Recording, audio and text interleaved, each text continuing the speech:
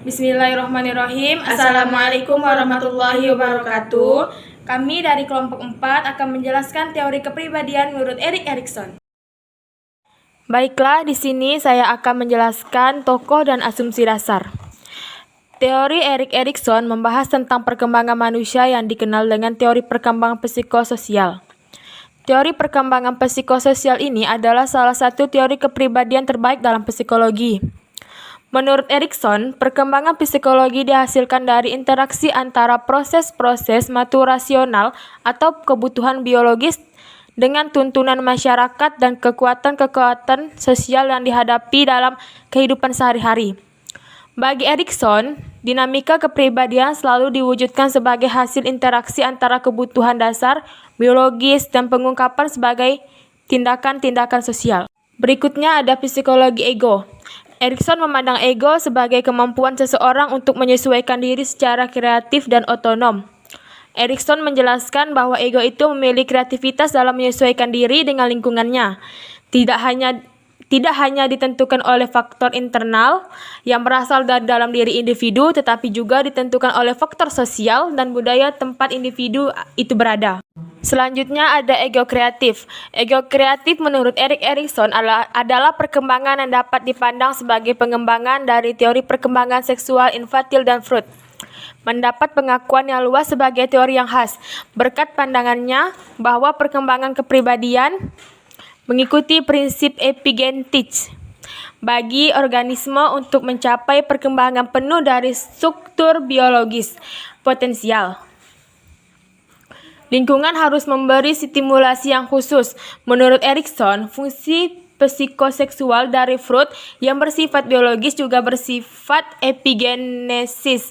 Artinya psikoseksual untuk berkembang membutuhkan stimulasi khusus dari lingkungan. Dalam hal ini yang terpenting adalah lingkungan sosial. Selanjutnya ada ekonomi otonomi fungsional. Ego otonomi fungsional adalah ego yang berfokus pada penyesuaian ego terhadap realita. Contohnya yaitu hubungan ibu dan anak. Meskipun Erikson sependapat dengan Freud mengenai hubungan ibu dan anak, mampu memengaruhi serta menjadi hal terpenting dari perkembangan kepribadian anak. Tetapi Erikson tidak membatasi teori-teori hubungan ide ego dalam bentuk usaha memuaskan kebutuhan ide oleh ego. Erikson menganggap bahwa proses pemberian makanan pada bayi merupakan model interaksi sosial antara bayi dengan lingkungan sosialnya. Selanjutnya, di sini saya sebagai narasumber kedua akan menjelaskan tentang tahap perkembangan psikososial.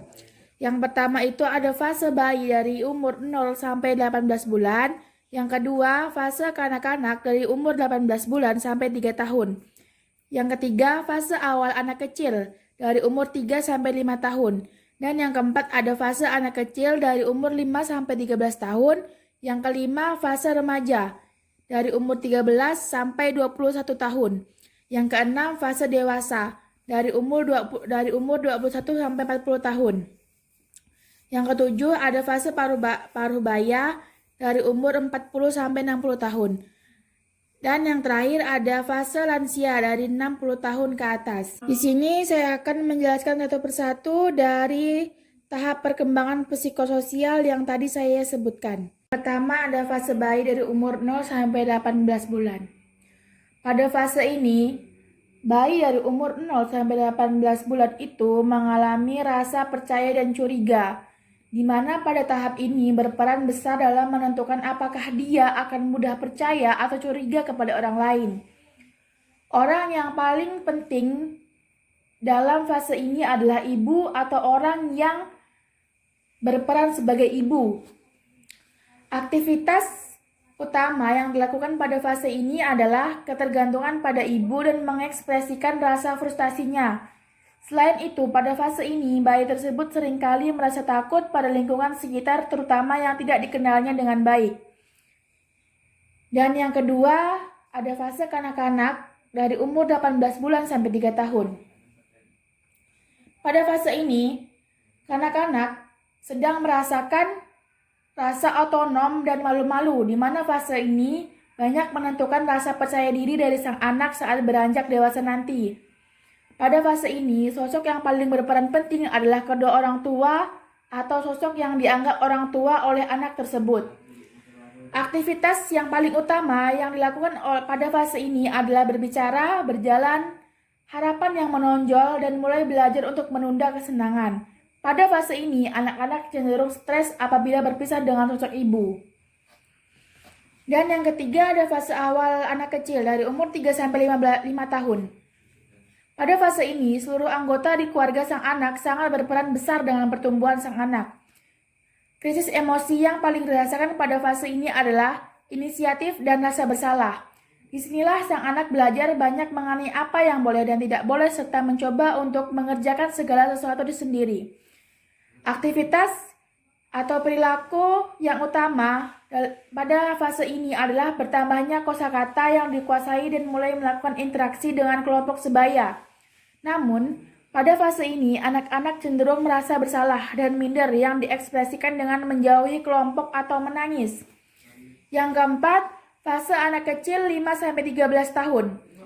Pada fase ini, krisis utama yang dialami adalah rasa percaya diri dan rendah diri, terutama ketika berada dalam kelompok sebaya. Hal ini juga didasari oleh fakta bahwa pihak yang sangat berperan adalah sekolah dan tetangga, di mana komunitas anak tersebut sudah meluas dan tidak terbatas pada anggota keluarga lagi.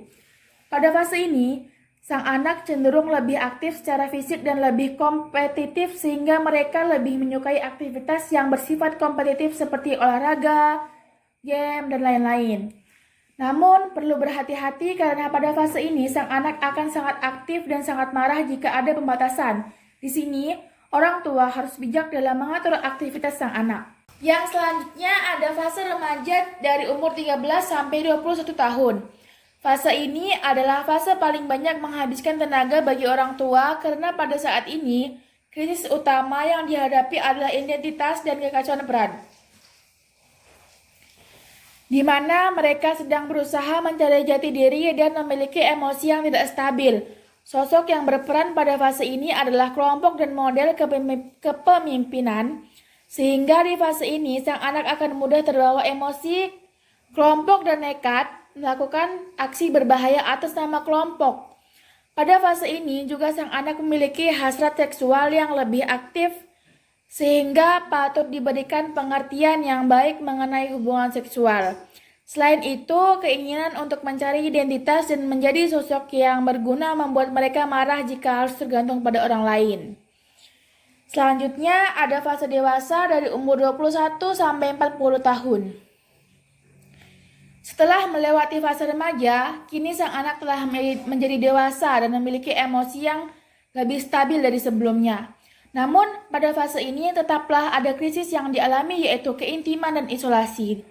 Di mana pada fase ini orang tersebut sedang berusaha mencari pasangan atau justru menjauhkan dirinya dari berbagai macam hubungan. Semuanya tergantung dari berbagai pengalaman yang dialaminya. Oleh karena itu, sosok yang sangat berperan pada fase ini adalah pasangan lawan jenis, di mana stres utama yang dialami pada fase ini biasanya berhubungan dengan lawan jenisnya, seperti takut bercerai atau putus. Tidak hanya mencari pasangan, di fase ini orang tersebut juga sibuk membangun karir dan mencapai tujuan hidup. Yang ketujuh ada fase parubaya dari umur 40-60 tahun. Setelah mengalami berbagai macam hal dan masalah, di fase ini seseorang memiliki krisis utama, peduli dan pemandu keturunan dan stagnansi, di mana orang tersebut cenderung suka berbagi pengalaman dan ilmu, serta ingin meninggalkan suatu warisan. Namun demikian, adanya kemungkinan seseorang justru merasa tidak berguna karena pernah mengalami kegagalan besar di hidupnya. Pada fase ini, keluarga kembali memiliki peran yang penting dalam hidupnya. Selain itu, institusi atau pekerjaan tempat dia bernaung juga berperan besar. Hal utama yang dilakukan pada fase ini umumnya adalah sibuk membuat ide untuk generasi masa depan dan mencapai tujuan hidupnya. Sedangkan hal yang dapat membuatnya sangat stres adalah adanya interupsi pada pekerjaannya dan perpisahan keluarga. Dan yang terakhir ada fase lansia dari 60 tahun ke atas. Pada fase ini, sosok yang berpengaruh adalah siapapun yang dapat membuat dirinya merasa berguna. Oleh karena itu, untuk kamu yang memiliki lansia di rumahnya, usahakanlah untuk selalu mengucapkan terima kasih untuk segala bantuan yang diberikannya meski sekecil apapun. Karena ucapan terima kasih tersebut bisa membuat seseorang lansia itu merasa dirinya berguna. Pada fase lansia ini, aktivitas utama yang paling disenanginya adalah berbagi pengalaman sehingga mereka akan sangat senang jika ada temannya berbicara. Sedangkan hal yang paling membuatnya stres adalah perasaan tidak berguna lagi oleh orang-orang di sekelilingnya. Mungkin hanya sekian yang dapat kami sampaikan. Kurang dan lebihnya mohon dimaafkan. Akhiron, Assalamualaikum warahmatullahi wabarakatuh. Terima kasih.